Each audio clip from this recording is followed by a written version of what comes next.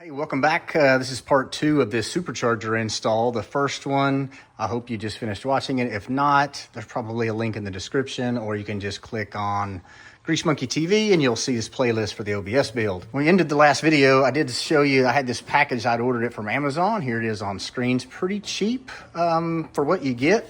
It's basically designed for first generation LS powered GM trucks and SUVs.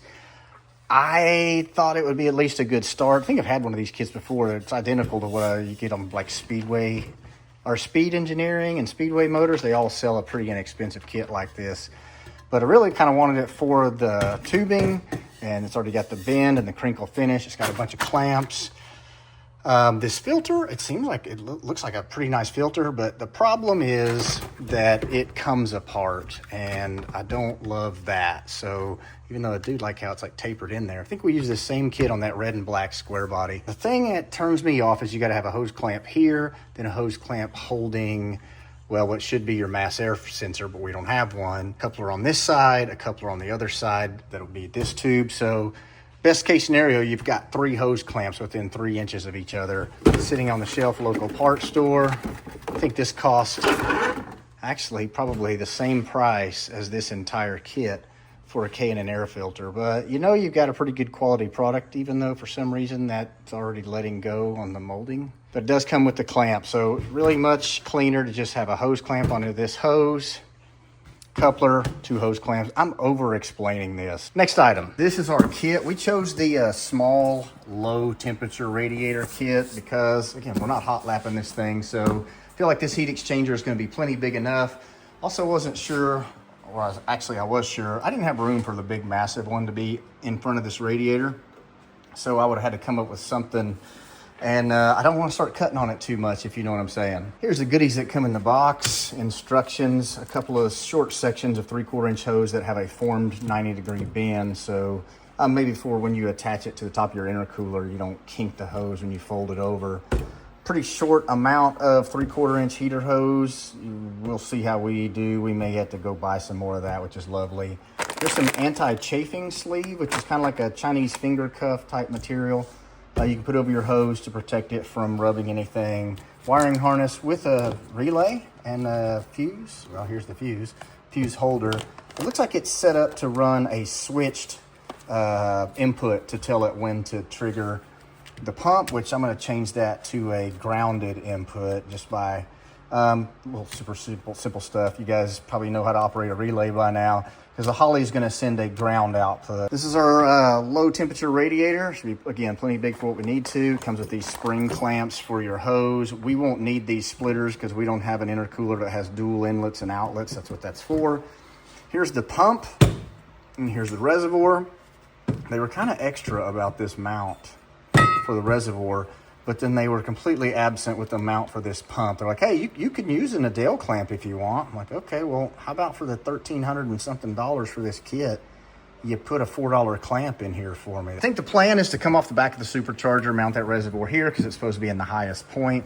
And then your pump's supposed to be in the lowest point. So I may come up with a way to mount it down in here somewhere if we're gonna put that intercooler in front of our stuff here, which I got to do some measuring first. Also want to point out, no mounting hardware at all for the intercooler. Like, welded these slots on here. I know this is not the right size, but basically you just drop a carriage bolt in there to fasten it to your own brackets. So get your own hardware, make your own brackets. I mean, again, you only paid $1,300 and change for this kit, so what do you expect? I did a bunch of measuring when I had the grill in place to see if this would work, and fabricated these couple of end brackets here. It is making contact pretty tight. I actually need this to sit back a little more, but that's sort of spring loaded. It's fine as long as it sits level. And it does block quite a bit. Actually, I look at it now, I probably should have cut a window in this one just so air probably could have flowed through there into the condenser in this small section. I'm not sure how much it would help.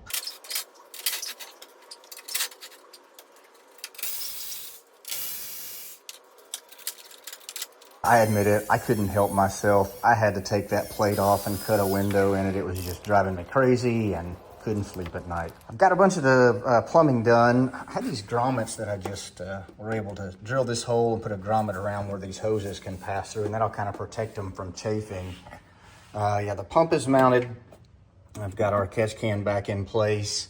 Also mounted the reservoir up here. It's supposed to be in the highest space, and I did check and make sure that the hood did not clear it sitting there, and it is close, but it does not make contact because it's kind of hard to get it much higher than the top of the back of this engine. So, you know, we were successful there. So the plumbing is all done there. By the way, I don't know if I mentioned, you're supposed to put this little cap on there if you're not running an overflow on that thing. So that plumbing is done. It is specific of which input and output on the intercooler. I'm not sure why, but I'm following the rules. I didn't like the way their relay was ran, so I'm gonna sort of explain what I'm doing with mine. They had run this big massive ground into it and then tied it to the ground output to the pump itself.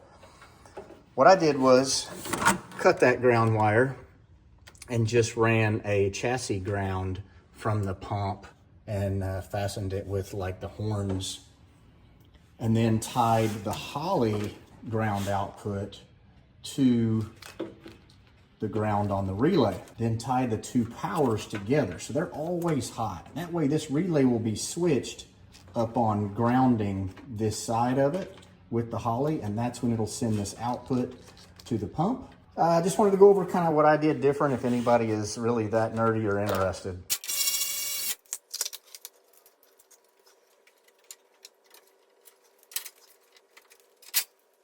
Tell you, I was never so glad to remember I had a tool that hadn't been used in years as I did with this guy right here, because there is almost no way to manipulate these and hold them into place, like when you're trying to get these clamps to, say, be at the right angle or hide it behind something, and it's ratcheting so it'll stay open.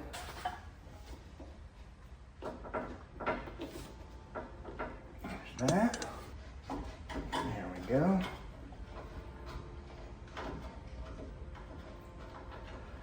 Now we can hit the release, let that go.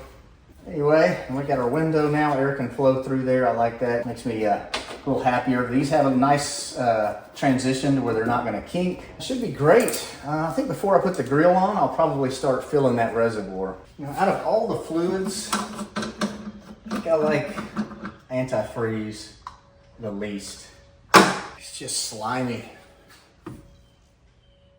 Man, I'll tell you, one of the greatest things about having it hooked to the Holley is that I can make these output tests right here. For example, whenever I wired my fans in to the Holley, I can test and see if that was functional by clicking here. Now I wired that pump into this output, so we're gonna see, hopefully it doesn't spray. I think we should put the cap on it. Better safe than sorry, right? After talking about how much I hate antifreeze, I don't want it spraying that crap everywhere. All right, let's hit it. Okay, there it comes.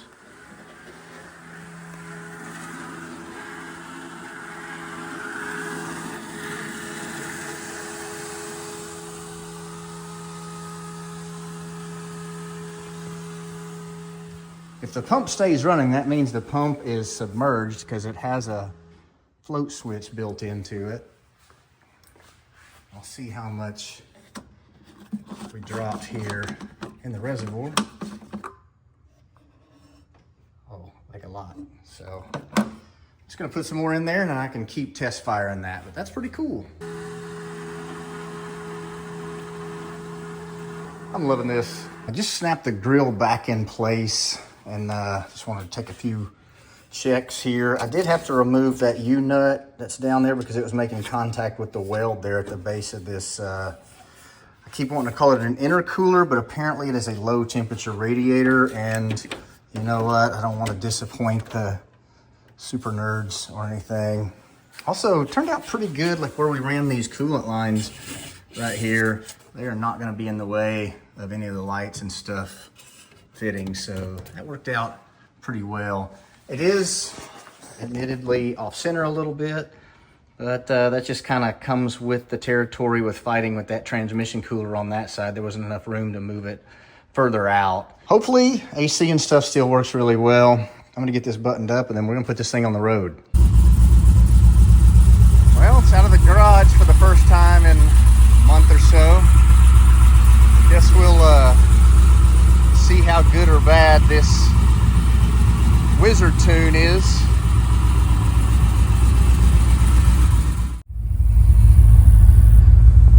Just realized I totally didn't add a boost gauge to my dash. Rookie move.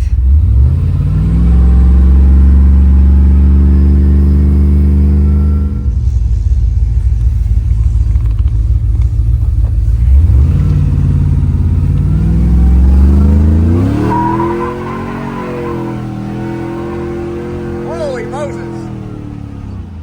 Oh gosh.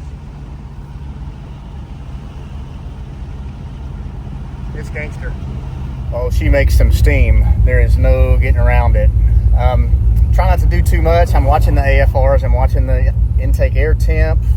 Not intake air, manifold air temp. It's sitting at 107 Fahrenheit when the coolant's at 181. So I don't think that's terrible. As soon as I start driving, it already drops to 103. Ambient's probably 80 outside, 79, 78 to 80. I'm not really sure what the differential's supposed to be. But this is kind of a shakedown run before I take it to the tuner, Brandon. So I'm looking forward to seeing what he can do with it. But I don't want to take a car, and don't ever do this. Don't take a freshly started or running automobile directly to the tuner.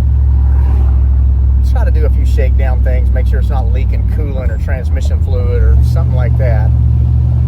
They'll appreciate it. Get that AC cranking, running down the interstate.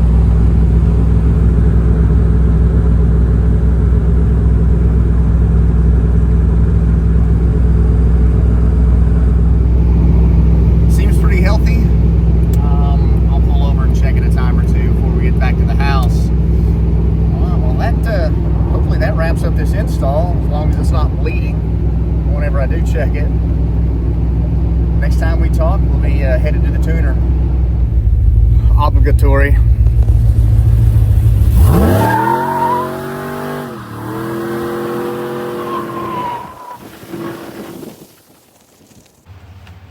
Better safe than sorry, you know.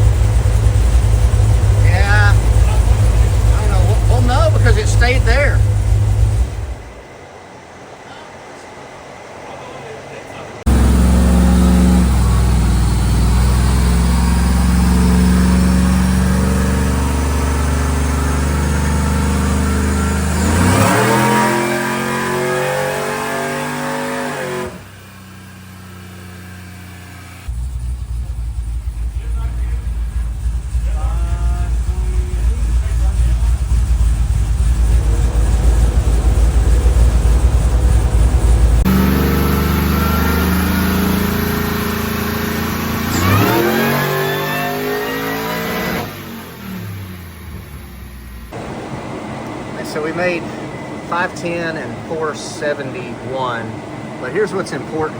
It comes up right now and is over 400 horsepower, over 450, like in the 3,000 RPM range. So when you carry that all the way out to 65 or 6,800, you're still making almost 450 horsepower. This makes a car like this drive awesome because it's not just super peaky, kind of like you'd see a chart on a Supra.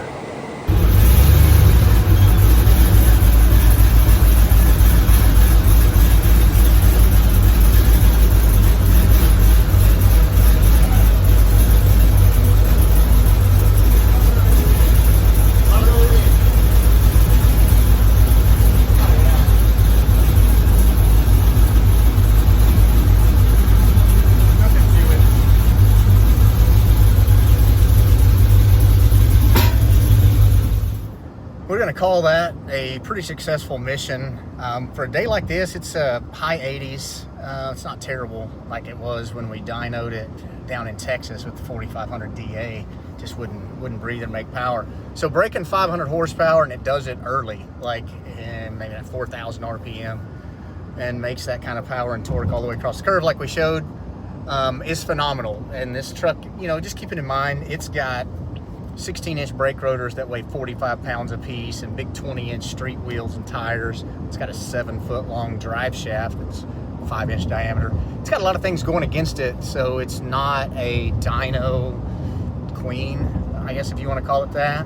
But it makes amazing amount of power, and the drivability on this truck it's second to none. Again, on pump gas too. So really like that. I'm excited that we were able to get this supercharger, and just super blessed that these are things that we get to do in life and make videos and show other people. So I hope you found this helpful. I enjoyed it very much, and appreciate you guys watching. Found out earlier this week that we were accepted again for the Lone Star Throwdown in Conroe, Texas. That's February 20th through the 22nd. So if you want to see Daddy Bill in person and you live around Houston, I'll see you there.